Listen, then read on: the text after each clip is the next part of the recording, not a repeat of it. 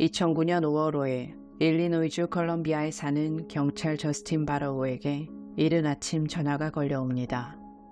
발신인은 이웃집에 살던 크리스 콜먼이었어요. 지금 헬스장에 있다가 돌아가는 길인데 아내와 연락이 닿지 않아 불안하다는 전화였죠. 바로우와 크리스는 친한 이웃 사이는 아니었지만 최근 크리스의 가족이 살해 협박을 받고 있던 터라 자신의 집에 콜먼 가족의 우편함을 찍는 CCTV를 설치해놓고 예의주시하고 있던 시기였습니다.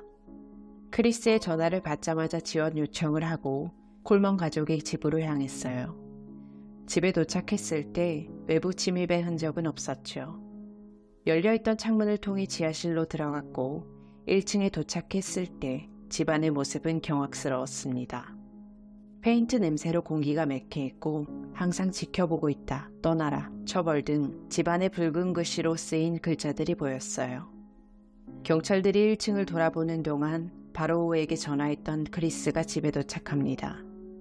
크리스에게는 밖에서 기다려달라고 했죠. 2층으로 올라간 경찰들은 각각 흩어져서 집안을 수색했는데요.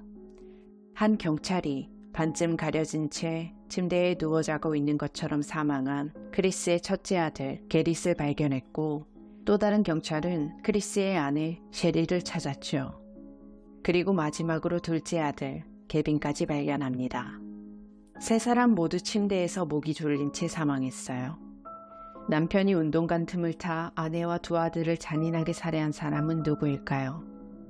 크리스는 세계적으로 유명한 기독교 TV 전도사 조이스 메이어의 경호원으로 연봉 10만 달러 이상을 받는 중요한 직업을 갖고 있었습니다. 조이스는 목사 집안이었던 콜먼과 오랜 친구 사이였고 크리스가 어렸을 때부터 알고 지낸 사이였어요. 그녀는 전 세계적으로 존경을 받는 인물이었지만 전도사를 비난하는 사람도 있었죠. 조이스가 비난받는 만큼 조이스를 경호하던 크리스까지 증오의 대상이었다고 크리스는 진술했습니다. 그렇게 살해 협박 메일을 받았다고 했어요. 조이스에게 설교를 중단하라고 말하라며 그렇지 않으면 크리스의 가족을 죽일 거라고 조이스와 크리스의 스케줄을 알고 있으니 그가 없을 때 그의 가족이 자고 있는 동안 모두 죽이겠다는 내용의 메일이었죠. 살해 협박 편지는 메일뿐만 아니라 집 앞 우편함에도 들어있었습니다. 크리스가 조이스와 하와이 일정을 진행하는 동안 발견된 편지라 아내 셰리는 더욱 겁을 먹었어요. 그래서 바로우도 자신의 집에 콜먼 집 앞 우편함을 겨냥한 CCTV를 설치한 거였고요. 이 일로 컬럼비아 경찰도 추가 순찰을 실시했지만 수상한 사람이 발견되지는 않았습니다. 살해 협박이 있었음을 알았던 조이스가 비용을 지불할 테니 보안 시스템을 설치하라고 제안했지만 필요하지 않다고 셰리가 총을 갖고 있고 또 사용할 줄도 안다며 거절했죠. 한 집에서 3명이 살해되는 일이 일어나자 혹여나 생길지도 모를 연쇄살인의 가능성을 두고 컬럼비아 경찰은 일리노이주 경찰과 FBI에 지원을 요청했어요. 강제 침입의 흔적을 발견하지 못한 경찰은 먼저 크리스가 사용하던 노트북을 디지털 포렌식 해봤죠. 그 결과 협박 메일의 발신인 주소로 사용되던 Destroy Chris라는 구글 메일 주소가 크리스의 업무용 노트북에서 생성된 것을 발견합니다. 그리고 또 이메일의 IP 주소 추적 결과 크리스의 집 내부에서 전송된 것으로 확인됐어요. 점점 수상합니다. 그리고 오전 6시 51분에 크리스가 집으로 걸어 들어가는 모습이 CCTV에 찍혔는데 5분 뒤 오전 6시 56분에 첫 번째 경찰관이 도착하기 15초 전 이번에는 차를 타고 들어오는 모습이 찍히게 됩니다. 아마 크리스는 자신의 집 앞을 찍는 CCTV가 있는지 몰랐던 것 같아요. 크리스의 수상한 행동은 계속됩니다. 경찰들이 1층을 수색할 때 크리스를 제지하는 경찰이 있긴 했지만 가족들이 어떻게 살해됐는지 궁금해하는 모습 없이 그저 머리를 감싼 채 앞마당에 앉아 있었죠.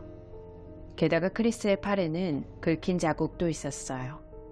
결정적으로 셰리와 두 아들의 사망 시간은 크리스가 집을 나가기 몇 시간 전인 오전 3시 이전에 사망했을 거라는 부검보고서가 있었는데요. 이 부분은 크리스가 자신이 나갈 때까지만 해도 가족 모두 살아있었다고 진술한 부분과 엇갈리는 증거였습니다. 그의 이상한 행동과 점점 커져가는 경찰의 의심에도 불구하고 크리스의 아버지 론은 자신의 아들이 살인자일 리 없다고 말했습니다. 가족의 목을 조르려면 어딘가 아픈 사람일 거라고, 정말 문제가 있는 사람일 거라며 크리스는 그런 문제가 전혀 없었다고 말이죠. 크리스의 부모가 아는 크리스의 모습이 전부일까요? 크리스는 목사의 아들로 태어나 예의 바르고 온화한 사람이었습니다. 고등학교 시절 그의 부모님이 출장 중일 때 그는 밤에 나가서 술을 마신 적이 있었는데 죄책감을 느껴 농구부 코치에게 전화를 걸어 자백하는 일도 있었죠. 반대로 셰리는 유쾌하고 자유롭고 장난기 많은 사람이었어요. 크리스와 셰리 두 사람이 만났을 때 크리스는 22살의 군사 자격증과 명예를 쌓고 있었고 셰리는 21살의 미 공군 하원의원이었죠. 두 사람은 샌안토니오에 있는 K9 훈련센터에서 공부하고 있었습니다. 그리고 3개월 뒤 가족들에게 깜짝 결혼 발표를 했어요. 그렇게 12년의 세월이 흘렀죠. 콜먼 부부는 사진으로 보면 참 다정한 가족처럼 보이지만 친구들이 아는 모습은 전혀 다른 모습이었습니다. 셰리가 친구에게 보낸 문자는 크리스가 이혼을 원해 나와 아이들이 그의 일을 방해하고 있대 라는 문자였어요. 그리고 크리스가 아이들과 놀아주는 모습을 보긴 했지만 아이들을 안아준다거나 하는 다정한 모습 없이 항상 그러지 마를 얘기하던 아이들에겐 규율이 매우 엄격한 사람이었습니다. 경찰은 크리스의 노트북에서 또 다른 단서를 발견합니다. 2008년 11월 5일 타라가 내 인생을 바꾼 날이라는 내용이 포함된 워드 문서와 타라라는 여성과 주고받은 셀카와 비디오가 있었어요. 문서에는 그녀의 치수, 반지 크기, 취향, 그녀가 키우는 강아지의 생일 등 그녀와 관련된 내용이 적혀 있었고 심지어 둘 사이에 아직 생기지도 않은 아이의 이름까지 지어놨었죠. 주고받은 셀카와 비디오는 어느 정도 예상하셨을 것 같은데 역시나 노골적인 내용들이 담겨 있었어요. 게다가 셰리가 협박 편지의 두려움에 떨고 있을 때 이 두 사람은 함께 하와이에서 미래를 즐기고 있었습니다. 더 기가 막힌 건 타라는 셰리의 고등학교 시절 가장 친한 친구였다는 거죠. 경찰들은 이 모든 사실을 알고 있었지만 크리스는 경찰들이 이 사실을 알고 있다는 걸 몰랐습니다. Listen, man. She wasn't alive when you left. She was alive. She was laying right beside Listen me. to me. We can go back and forth with this all day long, but the physical evidence doesn't lie, man. She was not alive when you left this morning. The children weren't alive when we left this morning. Yes, they were. No, come on, Chris. They We gotta get over this. Now there's reasons, and that's the point we're at. I want to hear the reasons. Now's when we need to find out what happened, man. It's so important. You're at a great point to be able to help us to try to figure this out. We already know what happened. We need to know why it happened. I know All right, what to tell you. Listen, no, you do know what to tell us. No, I don't. Come on, Chris. She was not alive when you left. The children were not alive when you left. You know that's true, and I know that's true. No, it just... We need to clear this up now. What happened? Nothing happened. What was going on in your life, Chris? The physical evidence does not lie, Chris. It does not. She was not alive when you left, period. The physical evidence does not lie, man. What do you want me to tell you? The I don't. truth. I'm telling you the truth. Were you involved in her death? No, Okay. Was someone you know involved in her death? I don't know. Did you talk to anybody about arranging her death? No, absolutely not. Okay. 경찰들은 자신의 앞에 앉아있는 남자가 자신의 아내와 아들들을 죽인 살인범이라는 걸 확신하고 있었습니다. 그리고 타라 또한 크리스와 비슷한 시간대에 다른 경찰서에서 진술을 하고 있었어요. 두 사람은 살인사건이 일어나기 6개월 전부터 연애를 시작했죠. 그리고 크리스에 대한 소유욕이 점점 커졌다고 진술합니다. 하지만 살인에는 가담하지 않은 것으로 밝혀졌어요.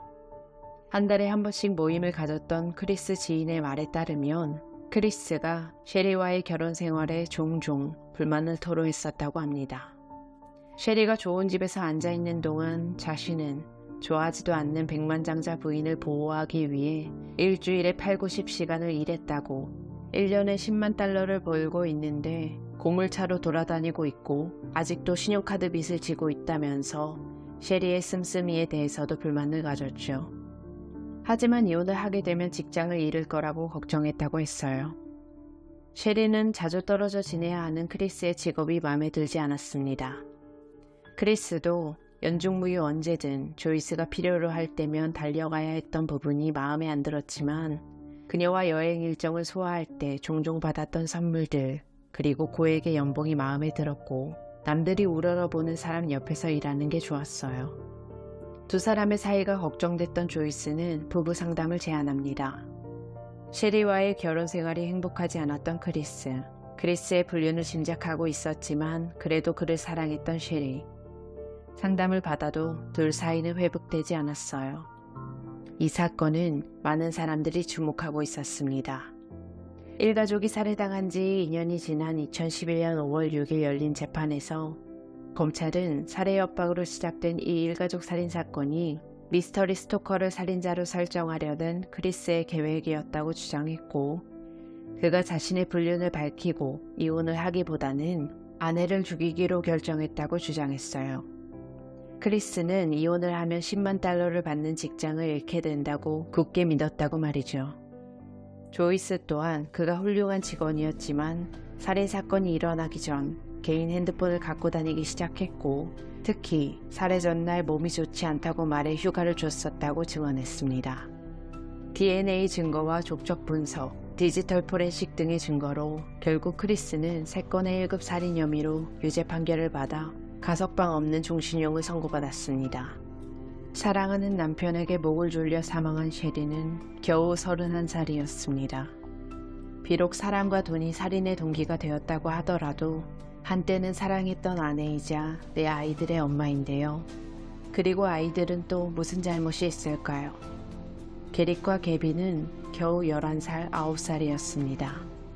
스포츠를 좋아하는 밝고 명랑한 아이들이었어요. 세상에서 가장 신뢰하고 사랑하는 아빠, 남편이었을 겁니다. 그런 아빠, 남편에게 잔인하게 살해당해 억울하게 생을 마감한 세 사람의 명복을 빕니다. 지금까지 고요한 밤이었습니다.